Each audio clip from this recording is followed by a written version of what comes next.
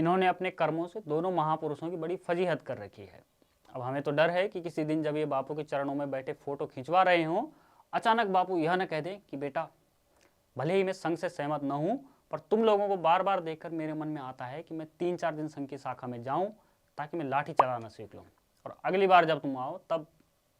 हमें तो लगता है कि तपस्या से प्रसन्न होकर किसी दिन शुक्राचार्य ने केजरीवाल के अतापी और वतापी के लिए सीबीआई मुक्त सुरक्षा कवच प्रदान कर भी दिया, तो केजरीवाल उन्हें नहीं देंगे, बल्कि अपने भविष्य को देखते हुए वे उस सुरक्षा कवच को अपने लिए रख लेंगे। नमस्कार, मैं जयेश और आप देख रहे हैं द पैम्फलेट।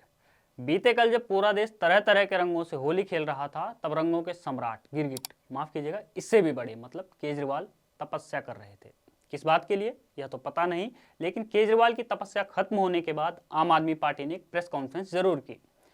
प्रेस कॉन्फ्रेंस में केंद्र सरकार ने मनीष सिसोदिया जैसे संत को फंसाया है, यह सब बताने के अलावा यह खुलासा किया गया कि मनीष सिसोदिया की हत्या की साजिश कर दी गई है। कई क्रिमिनल्स इतने हार्डन क्रिमिनल्स हैं कि वो मानसिक रूप से बीमार हैं कि छोटे से इशारे पे भी किसी की भी हत्या कर सकते हैं, और उनके ऊपर दर्जनों हत्याओं के मुकदमे चल रहे हैं। उन्हें कोई फर्क नहीं पड़ता एक मुकदमा और चल जाए। अभी पिछले सप्ताह की बात है, आम आदमी पार्टी के नेता सौरभ भारद्वाज पार्टी के कार्यकर्ताओं से कह रहे थे कि सिसोदिया के समर्थन में मिलकर जेल भर देना है, चिंता बिल्कुल नहीं करनी है। पार्टी के जो नेता जेल में हैं वे बताते हैं कि जेल में बहुत आराम है, कोई प्रॉब्लम नहीं है, वैसे भी जेल दिल्ली सरकार की है। जेल जाने से डर तो नहीं लग रहा, बहुत मजे रहते हैं, कोई दिक्कत नहीं होती।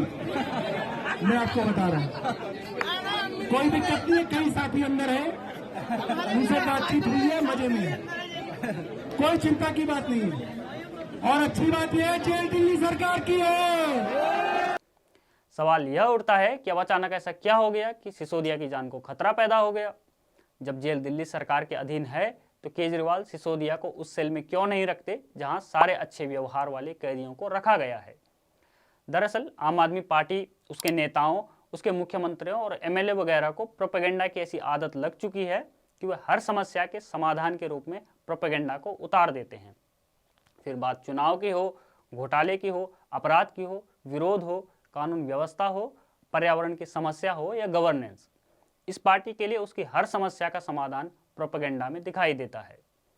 सीबीआई और ईडी की कार्रवाई का समाधान केजरीवाल ने योग में खोज लिया, संजय सिंह और सौरभ भारद्वाज ने प्रेस कॉन्फ्रेंस में खोज लिया, और सिसोदिया ने महात्मा गांधी की मूर्ति के आगे बैठकर फोटो खिंचवाने में खोज लिया है। आम आदमी पार्टी के नेता गाँव के उन झोला छाप डॉक्टरों की तरह हो गए हैं जो हर बीमारी में सलाइन की बोतल चढ़ा देते हैं।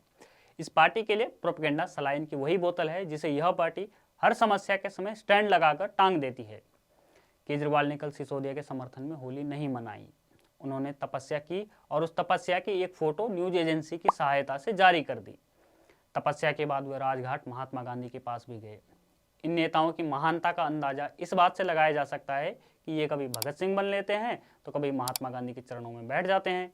इन्होंने अपने कर्मों से दोनों महापुरुषों की बड़ी फजीहत कर रखी है। अब हमें तो डर है कि किसी दिन जब ये बापू के चरणों में बैठे फोटो खिंचवा रहे हों, अचानक बापू यह न कह दें कि बेटा, भले ही मैं संघ से सहमत न हूं, पर तुम लोगों को बार बार देखकर मेरे मन में आता है कि मैं 3-4 दिन संघ की शाखा में जाऊं, ताकि मैं लाठी चलाना सीख लूं, और अगली बार जब तुम आओ तब। खैर, अहिंसा परमो धर्मा।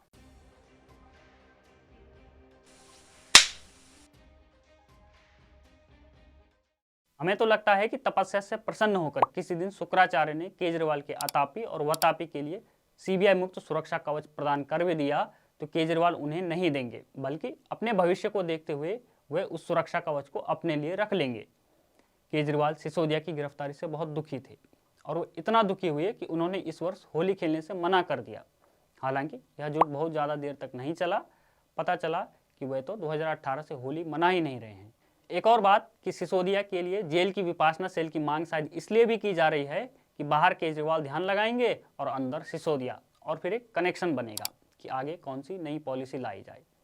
कल ही मनीष सिसोदिया ने ट्वीट कर कहा कि स्कूल खोलने वाले को जेल में डाल दिया। भाई, अगर सच में सुबह 6 बजे चपरासी से भी पहले सिसोदिया स्कूल खोल देते थे तो वहां दीवारों पर लिखे नैतिकता के कुछ कोट पढ़ भी लेते। शराब और शिक्षा, ये तो अलग अलग पहलू नहीं है क्या? खैर छोड़िए, वापस सिसोदिया की सुरक्षा पर आते हैं। अगर सच में सिसोदिया की जान को खतरा है तो फिर तिहाड़ जेल तो केजरीवाल के अधीन है। उन्हें प्रेस में प्रोपेगेंडा फैलाने के बजाय सिसोदिया की सुरक्षा के वैसे ही इंतजाम करने चाहिए जैसे पिछले 9 महीने से सत्येंद्र जैन के लिए किए जा रहे हैं। जो नाटक आम आदमी पार्टी आज कर रही है, कुछ यही नाटक सत्येंद्र जैन पहले भी कर चुके हैं और जांच एजेंसियां कोर्ट को पहले भी बता चुकी हैं कि जैन बीमार होने का नाटक करते रहते थे।